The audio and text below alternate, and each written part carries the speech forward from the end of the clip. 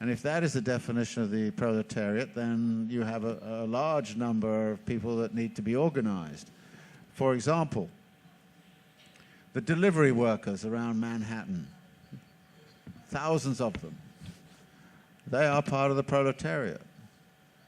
And if the delivery workers go on strike, we'll be in real difficulty in the city. They have a lot of potential power. The taxi drivers, well, actually the taxi drivers do have a union right now in New York City. It's a very interesting organization.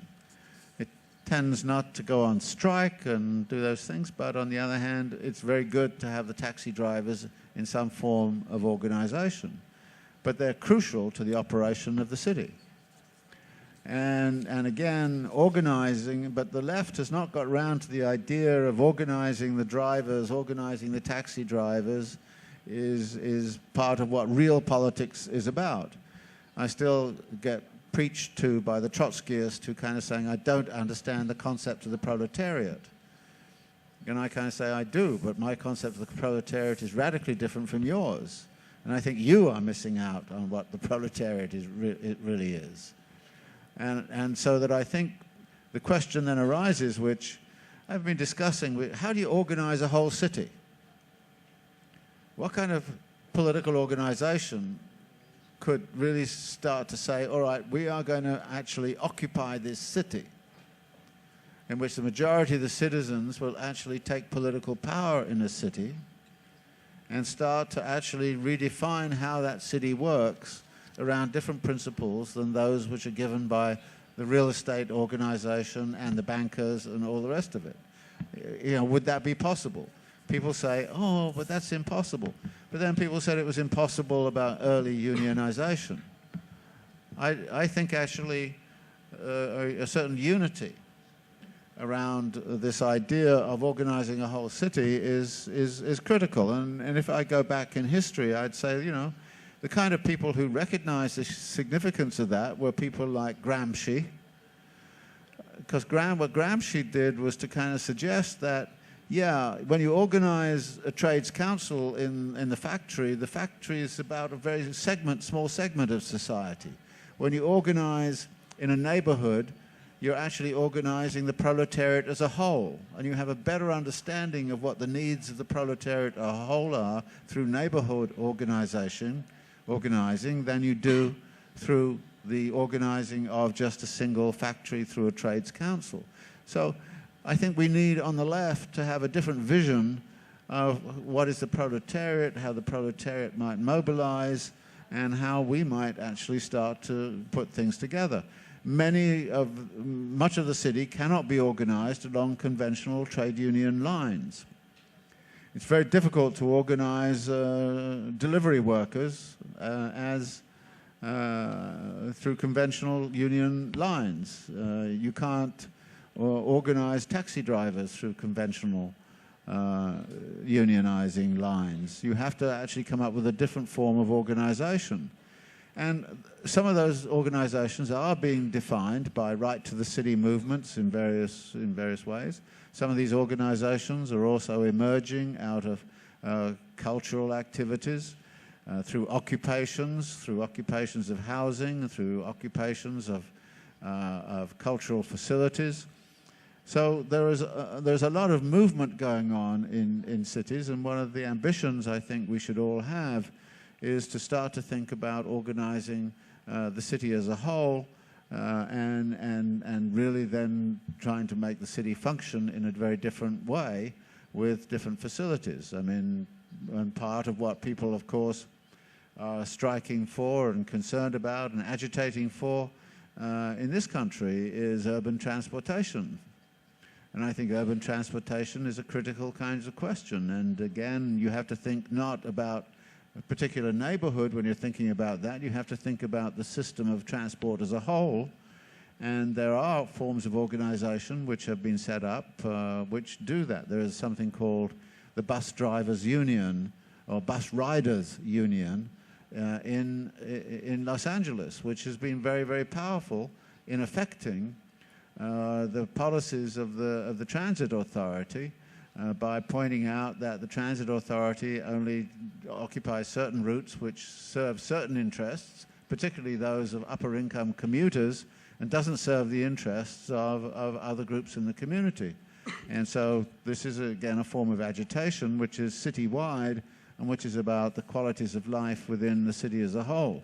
Again, I think that this is where we live and where we work, and a unified approach to that has always been part of my theoretical concern, and I've had a great deal of resistance from Marxists in particular over trying to integrate concerns over, you know, what's going on in a neighborhood with what's going on in a factory, and saying that there's a unity here which we have to cultivate as part of the political process. I think that the nature of the struggles that have erupted over the last few years indicate that this is a time when urban life is in fact one of the central focuses of struggle. And therefore we should be prepared to embrace that as, you know, from a Marxist perspective as being, well, this is where, if you like, the cutting edge of a lot of political agitation is, and we therefore have to be prepared to say that these are the agents of political transformation. And it's going to be people like the taxi drivers and the delivery workers and the domestic workers and the like who are absolutely significant in this process.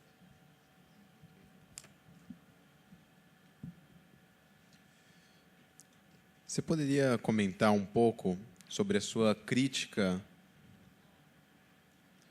Se você poderia comentar um pouco sobre sua crítica ao legado de Hegel na obra de Marx.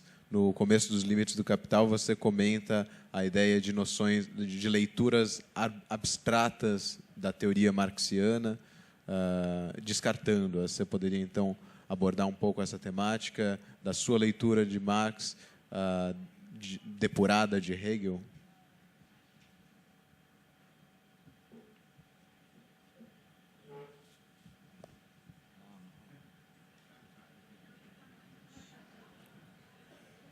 Well, I never liked Hegel.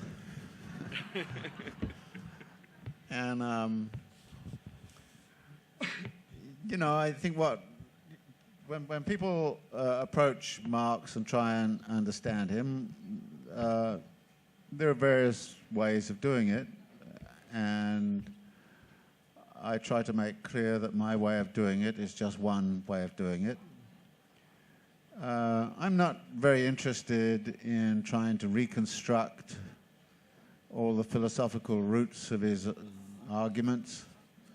I'm not very interested in trying to reconstruct his relationship to Hegel, his relationship to Spinoza, his relationship to classical German philosophy in general, because frankly I never enjoyed what I started to read of German classical philosophy. And besides, my project was always different, and I suppose my project has both strengths and weaknesses. The strength of it is that I've never accepted any of Marx's propositions that didn't work for me in trying to understand urbanization. If it doesn't work for me, if I can't use it practically in understanding what happened in Second Empire Paris or what was going on in Baltimore, I kind of go, well, you know, why do we hang on to something that plainly does not work?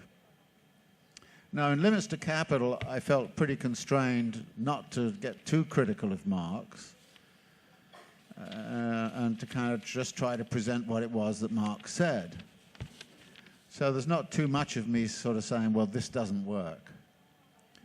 But in my own, you know, engagement, it doesn't, you know, if it doesn't work, I don't use it. For example, in the category of rent, which is very important, Marx has a category of absolute rent, which I always had difficulty of understanding, and in the end I decided was, you know, basically redundant. It didn't work. The categories of rent that work for me are differential rent and monopoly rent.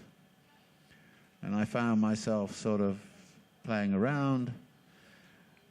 But my decision about whether to keep with monopoly rent and differential rent, but to throw out absolute rent, was based on the fact that I couldn't find any way in which the concept of absolute rent could help me understand anything whatsoever that was going on in urban land and property markets.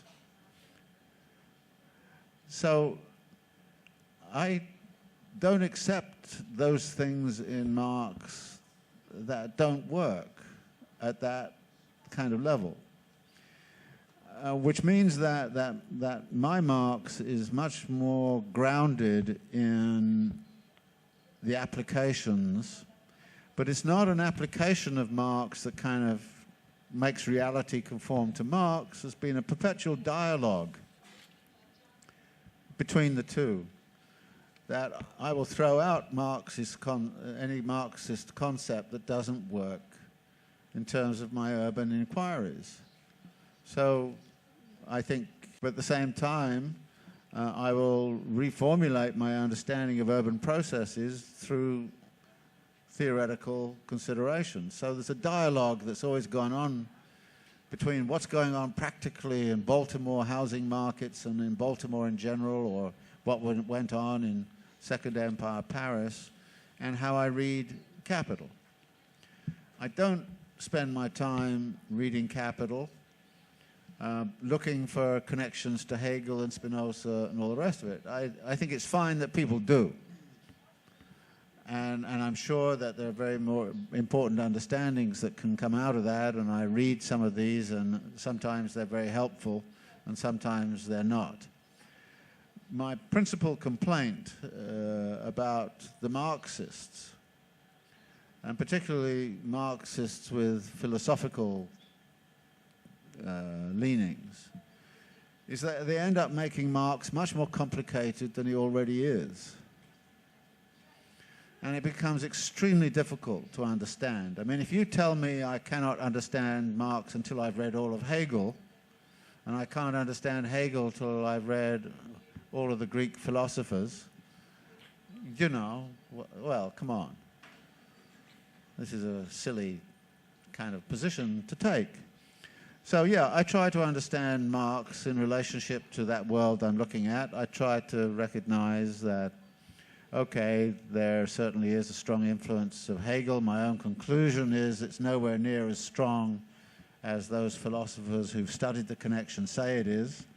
But I would not want to argue with them about that. If they can show that's fine. But I think the thing that comes to me about this,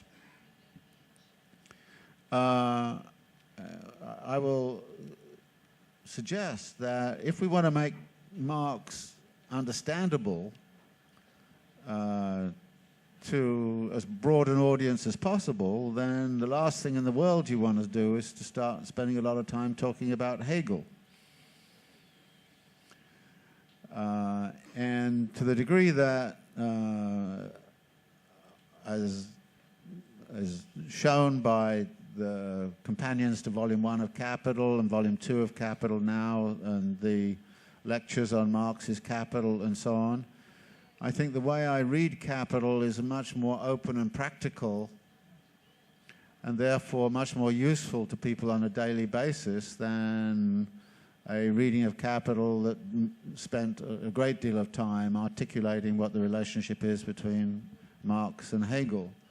And I think that the popularity of some of the presentations that I've been able to give on Marx through the website and also through the texts, I think shows that there is a way in which we can simplify Marx's arguments, and we can, in fact, do so without having to talk about Hegel all of the time.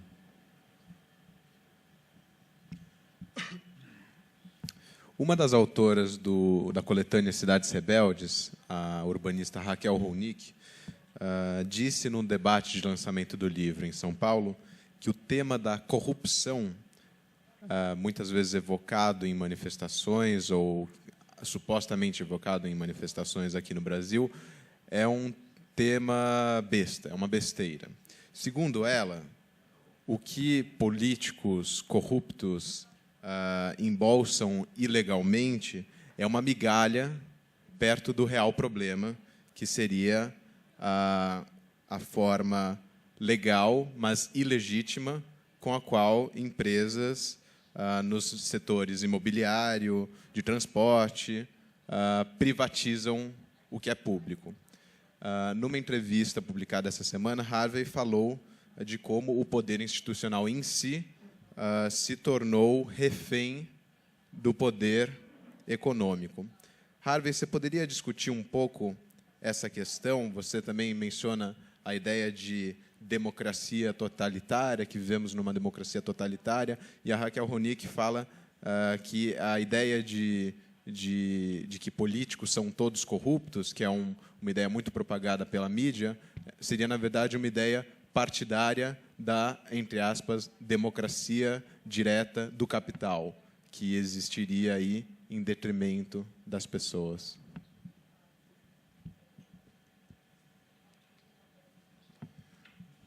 Yeah, corruption is a kind of market. And actually, in many situations, corruption makes the market work better rather than distorting it. I think actually it might be interesting to legalize corruption along with marijuana. And there's an interesting reason for this, that actually the boundary between corruption and legal practices is so porous. And I don't think there's, and then that raises the question of how much we obey the law. I mean, there's nobody in this audience who hasn't violated the law. And we're all, and if you have to fill out income taxes like we have to do, well, you play games with things. Everybody does.